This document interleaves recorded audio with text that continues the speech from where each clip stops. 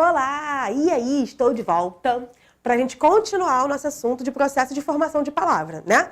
No outro vídeo, a gente viu a estrutura da palavra, né? A gente viu que cada partezinha tem um nome, cada partezinha é um morfema, que é a menor unidade de uma palavra, tá bom? E aí, juntando esses morfemas, trocando um, colocando o outro, a gente pode ter uma palavra nova. E aí, cada processo desse tem um nome, tá bom?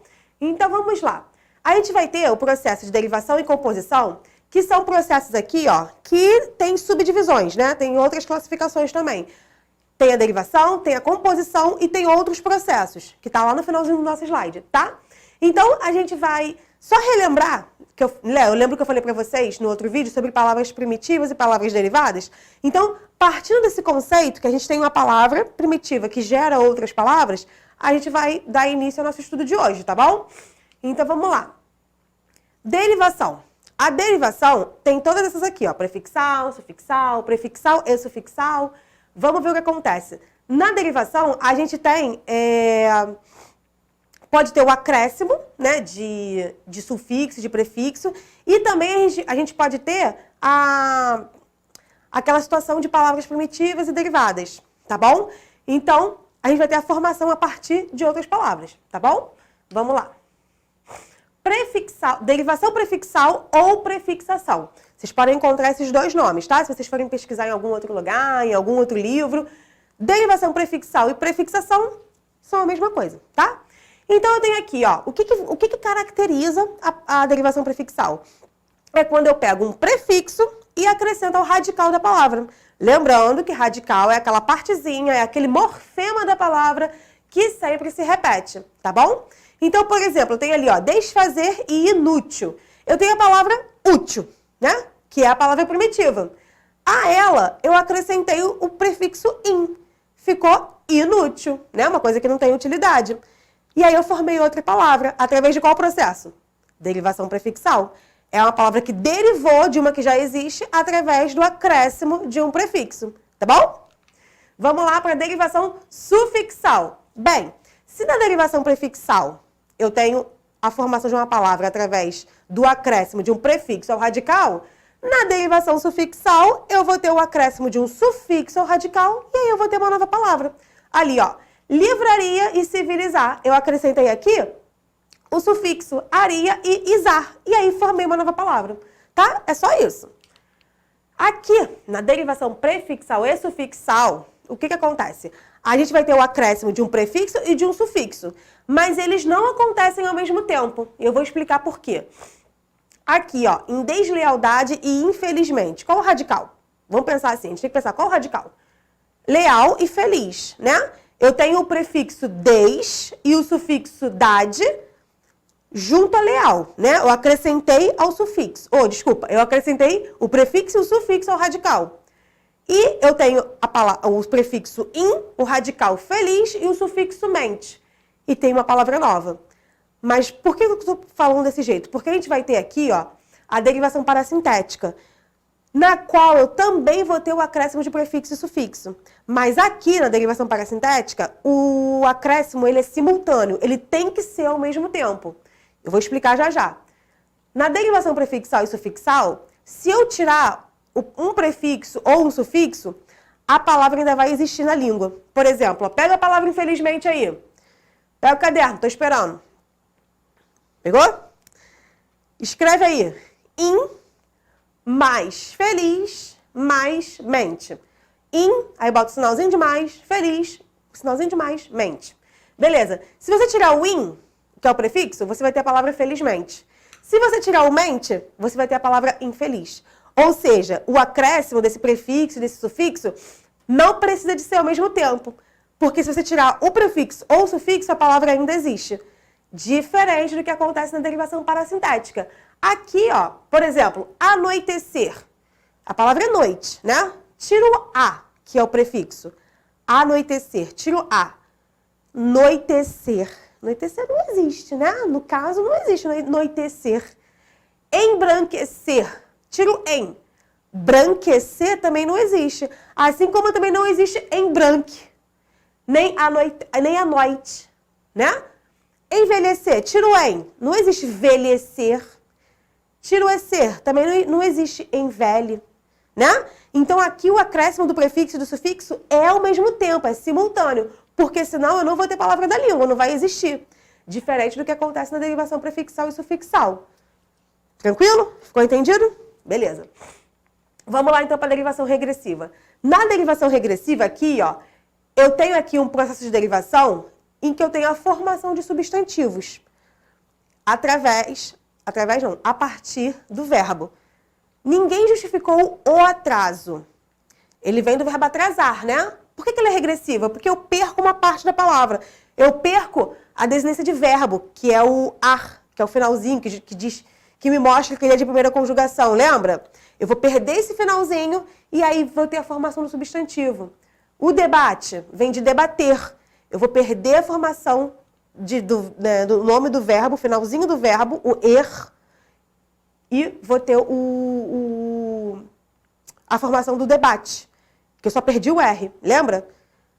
O atraso, para virar substantivo, ainda tive o acréscimo do O. Outra palavrinha que tem perda e acréscimo que geralmente a gente só perde o R, e aí forma o substantivo, tá? Por exemplo, atacar, o verbo atacar. Qual é o substantivo de atacar? Ataque. Ou seja, eu perdi a terminação de verbo e ainda ganhei o que, o é, né? Então, não é porque eu tô falando isso porque eu não quero que vocês tenham na cabeça que é só perder o R do infinitivo. Não é, tá? Você tem que identificar ali o substantivo, ok? Beleza. Vamos para a próxima. Derivação imprópria. Na derivação imprópria, eu tenho a mesma palavra que pode funcionar em classes gramaticais diferentes. Vamos ver o seguinte. Lembra quando eu falei que eu precisava que vocês tivessem em mente, né, o que é um substantivo, o que é um adjetivo, o que é advérbio, o que é preposição, o que é conjunção? Lembra? Eu falei pra vocês, gente, eu só preciso que vocês não tenham mais dúvida em identificar um substantivo, um adjetivo, um advérbio, um verbo, tá bom? Por quê? Olha, jantar. Jantar normalmente é o quê? Um verbo, né? Eu janto, tu jantas, ele janta, né? Comer. Só que jantar. Quando eu coloco, eu lembro que eu falei isso na sala de aula. Quando eu coloco o artigo definido na frente de qualquer palavra, vocês lembram disso? Eu falei isso algumas vezes na sala de aula. Se você colocar o artigo definido na frente de qualquer palavra, você vai substantivar essa palavra. Então aqui, ó, em jantar, ele deixou de ser verbo e passou a ser substantivo, tá? Agora aqui, ó, cantava baixo para não incomodar. Baixo normalmente é o quê? Minha pessoa, sou eu, a pessoa baixa, né? Baixa de pequena, tá? Pelo amor de Deus. O que acontece? O adjetivo, que normalmente é, né? Que a palavra baixo normalmente é adjetivo, ela se refere a um substantivo. Por exemplo, a professora é baixa. Baixa é quem? Professora, substantivo, né? Ali, ó, se vocês repararem nessa frasezinha aqui, eu não tenho nenhum substantivo, ó. Cantava e incomodar são verbos. Não é advérbio. Para é preposição. Então, eu nem tenho ali substantivo para o baixo poder se referir a ele. Então, o que é isso? Ou seja, baixo não é alguma coisa ou alguém. É como alguém cantava. Ou seja, advérbio de modo. Então, tá vendo? Eu tenho aqui uma palavra que normalmente é advérbio, que normalmente é adjetivo, mas que está funcionando como advérbio. Desculpa, tá? Que eu estava com advérbio na cabeça. Baixo, normalmente é adjetivo, mas está funcionando como advérbio nesse caso aqui, tá? Porque está se referindo à maneira como ele estava cantando. Se eu falo assim, ó, o canto baixo da professora, né? O canto baixo do cantor, aí sim ele vai ser um adjetivo. Mas ali, ó, cantava é verbo. Tudo bem? Entenderam então o que é derivação imprópria? Show, vamos continuar. Agora vamos dar início à composição. Temos a composição por aglutinação e por justaposição. É bem fácil, tá? Justaposição, só vou juntar as palavras, não vou ter perda nenhuma de som. E na aglutinação eu já vou ter perda de som. Que aglutinar significa diminuir, perder, tá? Vamos lá. Justaposição, composição por justaposição. Eu vou juntar palavras e vou formar uma nova. Girassol, passatempo. Gira mais sol, passa mais tempo. Né? A única coisa aqui no girassol é que eu acrescentei o S para não ficar girasol, né? Porque para ter o som de sol, juntando ali tem que botar dois S, só isso. Mas eu não perdi som nenhum. Pé de moleque, juntei só as palavras. Segunda-feira, guarda-chuva, catavento, né? As palavras que são unidas por hífen normalmente são composição por justaposição, tá bom? E a composição por aglutinação é quando eu junto as palavras e eu perco algum som. Olha ali, planalto. Planalto é formado através da palavra plano mais a palavra alto. Quando eu junto, ó, não deu plano alto, deu planalto. Sabe como é que é planície? Planície é plano mais superfície. Olha que loucura. Plano mais superfície da planície. Ó, a matemática aí também na vida de vocês. Tô brincando. Vinagre, vinho mais acre, que é aquele sabor ácido com doce, né? Vinagre. Embora, em mais boa mais hora. Ó, eu vou em boa hora. Eu vou embora. Fidalgo, que é aquele título, né, de famílias nobres, de filhos de famílias nobres, né, que significa, como é que ele é formado? Filho de algo. Dá o quê? Fidalgo. Dorme com essa agora. Existem outras que a gente vai ver durante a aula, tá? Aqui eu coloquei só para exemplificar, para vocês poderem anotar se quiserem e, se tiverem dúvidas, perguntar também. Lembrando, vocês podem perguntar aqui no finalzinho do vídeo, nos comentários, pode mandar mensagem no Teams, pode mandar mensagem para mim, a gente vai tirar essa dúvida, tá bom? Vamos lá. Agora, existem outros processos, que não são derivação nem composição, tá bom? E aí, eu tenho quais? Esses aqui. E vamos ver cada um deles agora, bem rapidinho, porque são bem fáceis. Hibridismo. Hibridismo é quando eu junto radicais de línguas diferentes, ó. Automóvel, eu tenho o radical alto mais o radical móvel. Alto é grego, móvel é latim. Juntei automóvel. Ou seja, automóvel é uma palavra formada por hibridismo. É diferente de estrangeirismo, tá? Eu vou falar de estrangeirismo já já. Hibridismo eu junto radicais de línguas diferentes. Existem outros também que a gente vai ver durante as nossas aulas, tá bom? Vamos lá. Onomatopeia. Onomatopeia é o som, é o ruído que as coisas fazem. E aí essas coisas não têm nome. E a gente acaba colocando o nome delas com base no barulho que elas fazem. Ó, ping-ping, zum-zum, miau, né, que é o miado do gato, reco-reco, né? O que é reco-reco? É um instrumento que a escola de samba usa muito, né? E ele é característico justamente porque fica passando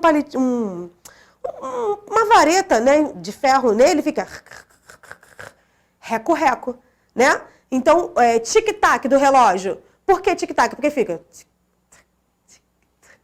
Né? Então a gente coloca o nome dessas coisas que não existem, né? Não tem nome para isso, a gente acaba usando o som que elas fazem. E aí, isso é o quê? Onomatopeia. A gente tenta reproduzir o som que elas fazem, tá bom? Quando eu bato em alguma coisa, ó, pou, paf, né? A gente tenta reproduzir, a gente tenta verbalizar o barulho, o som, o ruído que a ação de bater faz, tá bom? Então, beleza. Agora vamos para o próximo processo, que é sigla. A sigla, eu vou ter...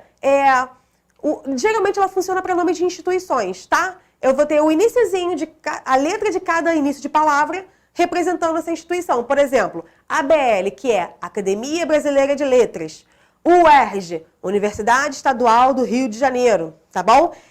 IBGE, Instituto Brasileiro de Geografia e Estatística. Tá? Normalmente funciona para nome de instituições, tá? NASA, Unesco, tá? Então, fiquem com essa ideia, que geralmente a sigla ela representa, ela vai representar o nome de uma instituição, tá bom? Porque são nomes compridos. Abreviatura. A abreviatura é só um recurso que a gente usa muito, que eu só tô falando porque a gente pode ver em algum texto, pode ver por aí. Normalmente a gente pode usar também, né? Ela consiste em usar a primeira sílaba da palavra. Por exemplo, numeral. Número, ponto. Né? Não é uma coisa assim oficial, não é algo oficial, né? Mas a gente vê por aí. Então, só para dizer que é uma abreviatura, tá bom? É diferente de abreviação ou redução. Na abreviação, esse processo de formação, ele já está enraizado na gente. Porque, por exemplo, moto, foto. Moto... na verdade é o quê? Motocicleta. Foto é fotografia. Né? Eu coloquei outros ali. Mas tem um que eu vou falar pra vocês que vocês não imaginam. Eu, pelo menos, não conhecia quando eu comecei a estudar. Que é pneu. O pneu, sabe de onde é que ele vem? Pneumático. Vai, dorme com essa agora. Pneumático. Ah, eu vou aqui trocar meu pneumático rapidinho. Ninguém fala isso, né? Então, ficou convencionalizado pneu, tá? Então, abreviação. Agora aqui, ó, o estrangeirismo que eu falei pra vocês, que a gente ia falar. O estrangeirismo é quando a gente introduz a palavra de outra língua na nossa língua. E aí, a gente pode tanto reproduzir a forma gringa, né, a forma da outra língua, como aportuguesar essa palavra. Ó, eu tenho, por exemplo, a palavra abajur, que se escreve do francês, ó, desse jeito aqui, sem nem falar. E como é que a gente escreve? A gente escreve assim, ó, abajur, né, que é a forma como a gente fala. A mesma coisa sutiã. Eu acho que em francês se escreve soutien, uma coisa assim. E a gente fala como? Sutiã. Né? Então a gente acaba escrevendo assim.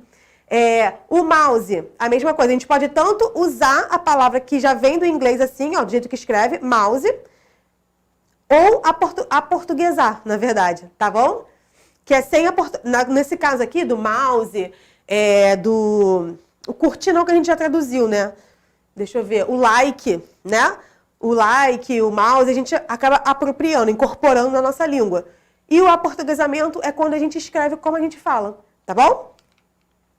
Vamos lá. E neologismo são palavras criadas, né? São palavras que não existem no dicionário, mas elas valem em algum momento, em algum contexto. Geralmente em músicas, em letras de músicas, em poemas, em histórias, em textos, né? Existe a licença poética. São palavras que não existem na língua, não tá no dicionário, mas em algum contexto ela foi criada, tá bom? E aí, eu agradeço a vocês, espero vocês na próxima aula. Qualquer coisa, não deixe de perguntar, não deixe de tirar sua dúvida, tá bom? Um beijo grande.